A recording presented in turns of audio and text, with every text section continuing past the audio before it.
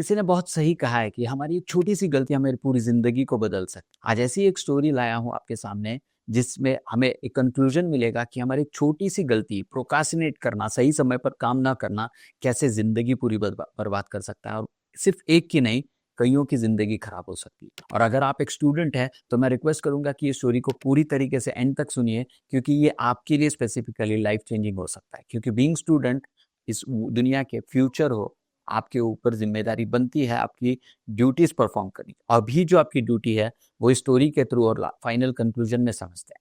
नमस्कार दोस्तों, मेरा नाम कुशल कुलकर्णी है, के फॉर शॉर्ट। और आज की स्टोरी है ये पुराने जमाने की, जब राजा अपने राज्य की सुरक्षा करता था। उसकी कुछ ड्यूटीज होते थे और कैसे वो पूरे एम्पायर को कैरी फॉरवर्ड करता था, सबकी सेफ्टी पर ध्यान रखता था।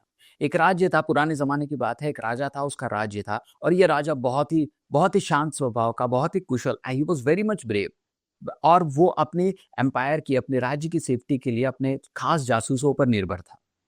उसके जासूस दुनिया में हर जगह फैले हुए थे, हर दुश्मन देश में वो रहा करते थे। वहां की कुछ भी इंफॉर्मेशन मिलती तो ये वापस राजा को आकर बताते, ताकि वो अपने हिसाब से सिक्योरिटी को और तगड़ी बना दे, सेफ्टी को बढ़ा ले। उन जासूसों में से एक जासूस बहुत ही शातिर था, बहुत शार्प था। और उसके पास एक घोड़ा हुआ करता था जो कि उसका बहुत समय से उसका साथीदार रह चुका था, और वो भागने में बहुत ही शानदार तेज था। एक दिन दुश्मन देश में घूमते हुए, टहलते हुए, ये जासूस जब टहल रहा था अपने घोड़े के साथ में, उसने देखा कि उसके घोड़े की नाल जो है, उसकी उसकी एक कील निकल गई है। और उसने सोचा कील निकल चुकी है तो मैं इसको कल ठीक कर लूंगा, और उसने उसको वैसे छोड़ दिया।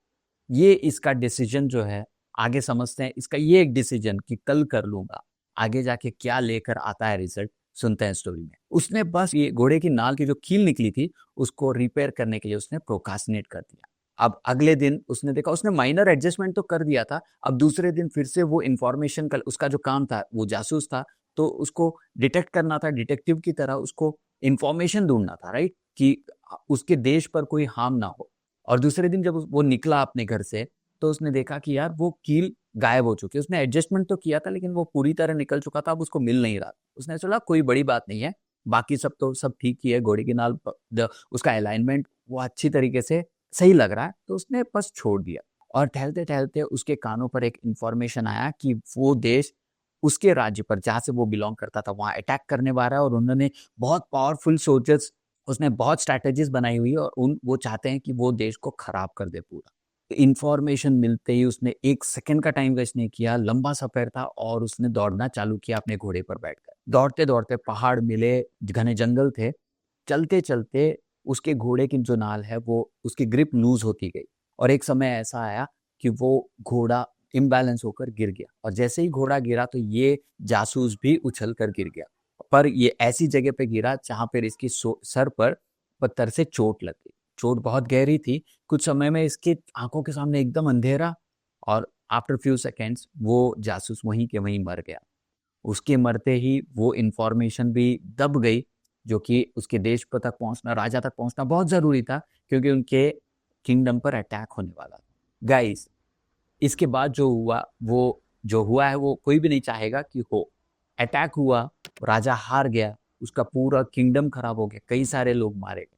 अगर हम स्टोरी से जो बेस लाइन है, एक गलती, उस जासूस की एक गलती, वो स्मार्ट था, वो तेज था, सब कुछ सही था, लेकिन उसका एक माइनर सा डिसीजन कि घोड़े की नाल को ठीक न करना या कल करना, उसका नतीजा सिर्फ उस तक ही नहीं, उसके राज्य को, उसके राजा को हार कर, अपनी जान गंवाकर उसको इक्वलाइज करना पड़ा। गाइस, जैसे मैंने स्टार्टिंग में कहा था कि अगर आप स्टूडेंट है तो ये स्टोरी आपके लिए बहुत जरूरी, क्योंकि बीइंग स्टूडेंट, बहुत सारे स्टूडेंट्स को मैंने लिटरली देखा हुआ है कि प्रोकास्टिनेट कर देंगे। आज ये सब्जेक्ट बहुत डिफिकल्ट है, कल कर लेंगे। कल कल करते करते एग्जाम का समय आ जाता है। जो इजी है, जो आपको समझ में आ चुका है, वो तो आप पढ़ाई करते ही हैं, लेकिन जो डिफिकल्ट है, जहाँ पे आप मार्क्स गेन कर सकते हैं, वो सारा रह जाता है। और बहुत सारे लोग टेंशन में आकर आंसर्स लिख भी नहीं पाते, वो फेल हो जाते हैं या बहुत ही एवरेज मार्क्स ले आते हैं। गाइज, मैं ये आपको कहना चाहता हूँ कि आप स्टूडेंट है, आपकी जिम्मेदारी अभी फिलहाल पढ़ाई करनी है। आपके ऊपर कोई रिस्पॉन्सिबिलिटी नहीं है, क्योंकि आप अपने पेरेंट्स के सपोर्ट से आप इंजीनियरिंग कर रहे होंगे या कोई भी यूनिवर्सिटी में कुछ पढ़ाई कर रहे हैं। आपका जॉब है सिर्फ पढ़ाई करना। आप जो भी लग्जरीज के ऊपर, smart gadget, smart laptop, smart devices पर टाइम वेस्ट करने का सोच रहे हैं, वो लग्जरी एग्जैक्टली लग्जरी नहीं है। अभी आपके पेरेंट्स आपको आपसे प्यार करते हैं इसलिए आपको सब कुछ दिला तो रहे हैं, आपको खरीद के दे रहे हैं, लेकिन उनकी भी एक लिमिटेशंस हैं। आपके पेरेंट्स के ऊपर बहुत सारी रिस्पॉन्सिबिलिटीज़ हैं और वो बहुत अच्छे तरीके से वो निभा कर आपका भी टेक केयर कर रहे हैं। बट अब आपकी भी ज़िम्मेदारी बनती है, क्योंकि अगर आज आप पढ़ाई को प्रोक्रास्टिनेट कर रहे हो ना, तो आप अपने ही फ्यूचर के नहीं, अपने पेरेंट्स के फ्यूचर के साथ भी खिलवाड़ कर रहे हो, जो कि मैं नहीं चाहता कि आप करो। सो इसलिए मेरी एक बहुत मैं फोल्डेड हैंड्स के साथ आपसे अपील कर रहा हूँ, रिक्वेस्ट कर रहा हूँ कि आपका काम सिर्फ पढ़ाई करना। सो सिंपल टेक्निक्स है, पूरी तरीके रोज 24 घंटे पढ़ाई नहीं करनी है आपको।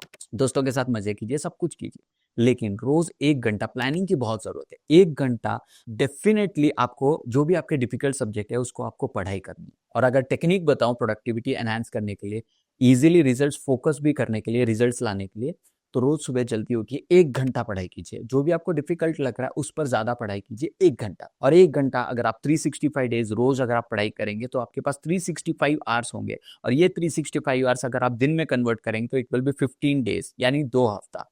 आप रोज 1 घंटा अपने डिफिकल्ट सब्जेक्ट पर देंगे ना, तो after 365 days you will be 15 days powerful. आप एवरेज लोगों से 15 दिन आगे होंगे। ये कैलकुलेशन के साथ, ये लॉजिकल थिंकिंग के साथ आप रोज 1 घंटा पढ़ाई कीजिए। डिफिकल्ट सब्जेक्ट्स पर पहले ध्यान दीजिए, इजी सब्जेक्ट तो आप लास्ट मोमेंट पर भी कर ही लेंगे। जैसे मैंने कहा, स्टूडेंट हो आप, आपका फोकस सिर्फ पढ़ाई पर हो और बाकी के समय पे एंजॉय भी कीजिए, प्लानिंग के साथ चलिए। दिन में 1 घंटा पढ़ाई, शाम को आधा 1 घंटा पढ़, दोस्तों के साथ भी मस्ती मजे। रोज रोज रोज रोज टाइम वेस्ट मत कीजिए, स्मार्ट गैजेट से दूर रहिए। अपने फोन्स को, अपने लैपटॉप्स को, अगर पढ़ाई नहीं कर रहे हो लैपटॉप पे, इन सारे स्मार्ट गैजेट्स को ना दूर रखिए ताकि डिस्ट्रैक्शंस ना हो। फिर से हाथ जोड़कर रिक्वेस्ट कर रहा हूँ, एग्जाम्स का समय आ चुका है। बाकी अगर आपको नहीं करनी पढ़ाई, तो वैसे भी एवरेज जिंदगी आप निकाल ही रहे हो। इसका फील आपको आज नहीं होगा, जब आप जॉब पे जाएंगे या बिजनेस करेंगे, तब आप एवरेज से नीचे रहोगे, तब आपको फील होगा यार समय रहते मैंने एक्शन क्यों नहीं लिया। मैं ये नहीं कह रहा हूँ कि आप फर्स्ट रैंक आ जाइए, अगर आ रहे हो तो वेल एंड गुड, लेकिन मैं चाहता हूँ कि आप अपना वर्क एक्शन मोड का जो मसल है वो बिल्ड करने की कोशिश कर रहा हूँ। इसीलिए इस वीडियो को देखकर अगर आप एक एक्शन लें तो मुझे बहुत खुशी होगी, राइट? तो आज के लिए इतना ही गाइस। कमेंट बॉक्स में बताइएगा कि आज आप एक्शन लेने के लिए रेडी है या नहीं। अगर आप कमिटेड हैं तो कमेंट बॉक्स में बताइएगा, yes I take my responsibility. And all the best for your exam. This is Kushal Kulkarni. मिलते हैं अगले एपिसोड में। Bye bye.